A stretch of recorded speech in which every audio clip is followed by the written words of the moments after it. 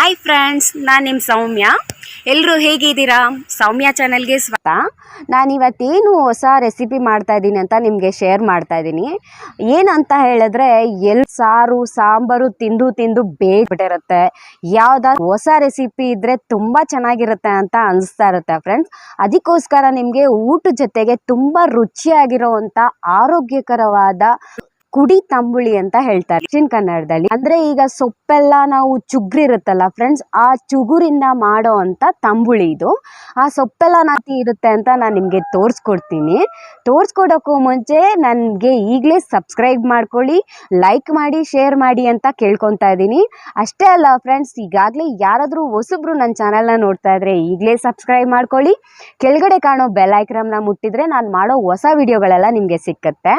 ಆಮೇಲೆ ಕೊನೆವರೆಗೂ ನಾನು ವಿಡಿಯೋನ ಸ್ಕಿಪ್ ಮಾಡ್ದಿರ ನೋಡಬೇಕು ಫ್ರೆಂಡ್ಸ್. ಆವಾಗಲೇ ನಾನು ಯಾವ ರೀತಿ ಮಾಡಿದ್ದು ಅಂತ ನಿಮಗೆ ಗೊತ್ತಾಗತ್ತೆ.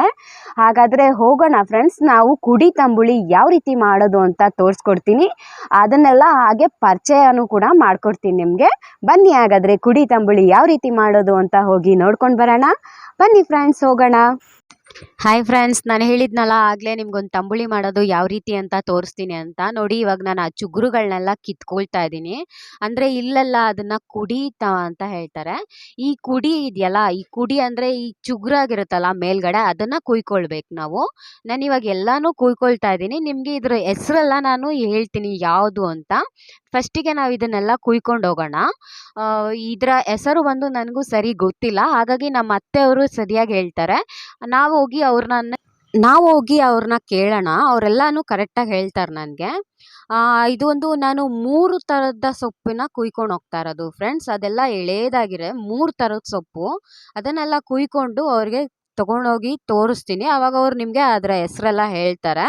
ಇದು ತುಂಬ ಆರೋಗ್ಯಕ್ಕೆ ತುಂಬ ಒಳ್ಳೆ ತಂಬುಳಿ ಫ್ರೆಂಡ್ಸ್. ಯಾಕೆ ಅಂದರೆ ಇದು ನಾವು ಯಾವುದೇ ಥರ ನೆಟ್ಟು ಬೆಳೆಸೋದಿಲ್ಲ ಇದನ್ನು. ಇದು ತಾನಾಗೆ ಹುಟ್ಟೋ ಅಂಥ ಸೊಪ್ಪುಗಳು.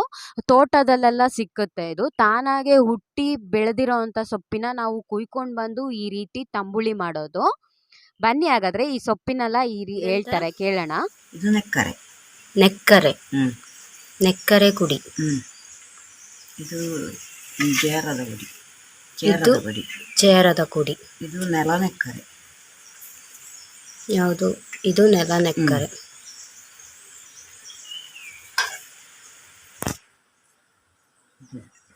ಇದೆಲ್ಲ ನೆಲ ನೆಕ್ಕರಲ್ಲ. ಅದು ನೆಲ ನೆಕ್ಕರೆ. ಇದು ನೆಲ ನೆಕ್ಕರೆ. ಇದು ಚೇರದ ಕುಡಿ. ಇದು ನೆಕ್ಕರೆ ಕುಡಿ. ನೆಕ್ಕರೆ, ಚೇರ, ನೆಲ. ನೋಡಿದ್ರಲ್ಲ ಫ್ರೆಂಡ್ಸ್, ಇದೆಲ್ಲ ನಾವು ಇವಾಗ ಆ ಕುಯ್ಕೊಂಡು ಬಂದಿರೋ ಸೊಪ್ಪುಗಳನ್ನೆಲ್ಲ ಇದಕ್ಕೆ ಹಾಕಿ ಬೇಯಿಸ್ಕೊಳ್ತಾ ಇದ್ದೀವಿ. ಬೇಯಿಸೋದಕ್ಕೆ ನಾನಿವಾಗ ಇದಕ್ಕೆ ಒಂದು 2 ಒಣಮೆಣಸಿನ್ಕಾಯಿ ಹಾಕೊಂಡಿದ್ದೀವಿ. ಮತ್ತು ಆ ಸೊಪ್ಪುಗಳ 3 ಸೊಪ್ಪನ್ನು ಇದಕ್ಕೆ ಹಾಕ್ಕೊಂಡು ಇದಕ್ಕೆ ಇಟ್ಟಿದ್ದೀವಿ ನಾವು. ಇದು ಬೆಂದ ಮೇಲೆ ನಾವು ಇದನ್ನು ರುಬ್ಕೊಳ್ಬೇಕು. ಇದು ಯಾವ ರೀತಿ ಅಂತ ನಾನು ನಿಮಗೆ ತೋರಿಸ್ತೀನಿ. ಅಷ್ಟೇ ಅಲ್ಲ, ಇದ್ರ ಜೊತೆಗೆ ಸ್ವಲ್ಪ ಹುಣಸೆ ಹಣ್ಣು ಕೂಡ ಹಾಕಿದ್ದಾರೆ ಅವ್ರು ಇವಾಗ. ಅದು ಕೂಡ ಬೇಯುವಾಗಲೇ ಹಾಕಬೇಕು. ಇವಾಗ ನಾವು ಗ್ರೈಂಡರಿಗೆ ಕಾಯಿ ತುರಿನ ಹಾಕೊಂಡಿದ್ದೀವಿ. 1 ಕಾಯಿ ತುರಿನ ಹಾಕೊಂಡಿದ್ದೀವಿ ಇದಕ್ಕೆ. ಇದನ್ನು ನಾವು ಇವಾಗ ನುಣ್ಣಗೆ ರುಬ್ಕೋಬೇಕಲ್ವಾ, ಅದಕ್ಕೋಸ್ಕರ.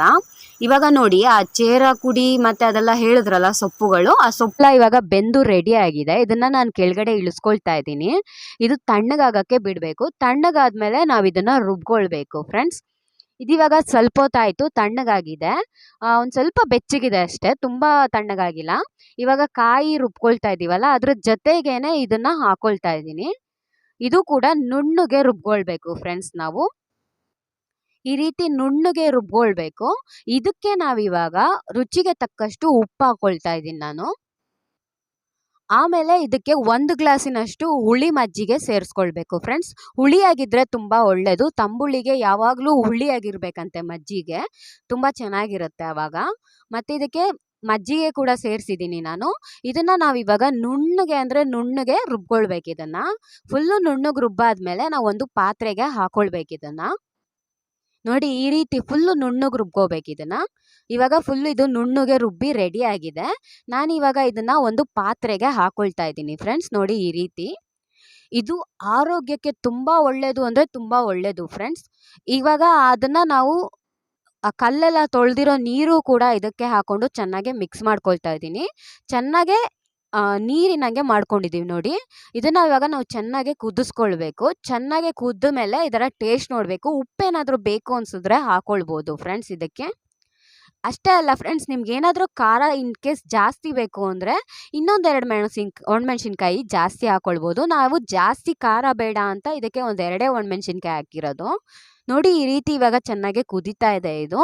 ಈ ರೀತಿ ಚೆನ್ನಾಗಿ ಕುದಿಯೋದಕ್ಕೆ ಬಿಡಬೇಕು. ಇದು ಕುದಿಯೋದ್ರಲ್ಲೇ ನಮಗೆ ತುಂಬ ಒಳ್ಳೆ ಇದು ಇರುತ್ತೆ. ಇದರಲ್ಲಿರೋ ಹಸಿ ವಾಸನೆ ಎಲ್ಲ ಸ್ವಲ್ಪ ಹೋಗಬೇಕು. ಅದರಲ್ಲೂ ನಾವು ಆ ಸೊಪ್ಪೆಲ್ಲ ಮೊದಲೇ ಬೇಯಿಸಿರೋದ್ರಿಂದ ಚೆನ್ನಾಗೇ ಇದಾಗಿರುತ್ತೆ ಫ್ರೆಂಡ್ಸ್. ಇವಾಗ ಚೆನ್ನಾಗಿ ಕುದೀತಾ ಇದೆ ಇದು. ಈ ರೀತಿ ತಂಬುಳಿ ನಾವು ವಾರಕ್ಕೊಂದ್ಸಲ ಮಾಡ್ಕೊಂಡು ತಿಂತಾ ಇದ್ರೆ ತುಂಬ ಒಳ್ಳೆಯದು. ಆರೋಗ್ಯಕ್ಕಂತೂ ಇನ್ನೂ ತುಂಬ ಒಳ್ಳೆಯದು. ಹೊಟ್ಟೆ ನೋವು ಇರಲಿ ಅಥವಾ ಹೊಟ್ಟೆಯಿಂದ ಅಂದರೆ ಲೂಸ್ ಮೋಷನ್ ಆಗೋದು ಯಾವುದೇ ರೀತಿ ಇದ್ದರೂ ಈ ಥರ ತಂಬುಳಿ ಮಾಡ್ಕೊಂಡು ತಿನ್ನೋದ್ರಿಂದ ಬೇಗ ಕಮ್ಮಿ ಆಗುತ್ತೆ. ಇದಕ್ಕೆ ಇವಾಗ ನಾವು ಒಂದು ಒಗ್ಗರಣೆ ಹಾಕ್ಕೊಳ್ತಾ ಇದ್ದೀವಿ.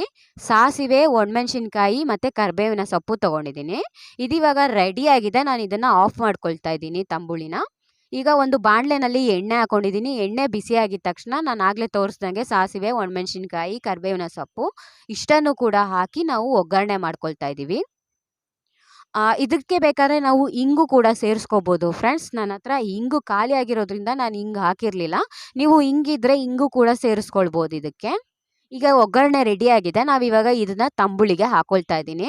ನೋಡಿ ಫ್ರೆಂಡ್ಸ್, ಘಮ ಘಮ ಅಂತ ಪರಿಮಳ ಬರ್ತಾ ಇದೆ. ಆರೋಗ್ಯಕರವಾದ ಕುಡಿ ತಂಬುಳಿ ರೆಡಿಯಾಗಿದೆ.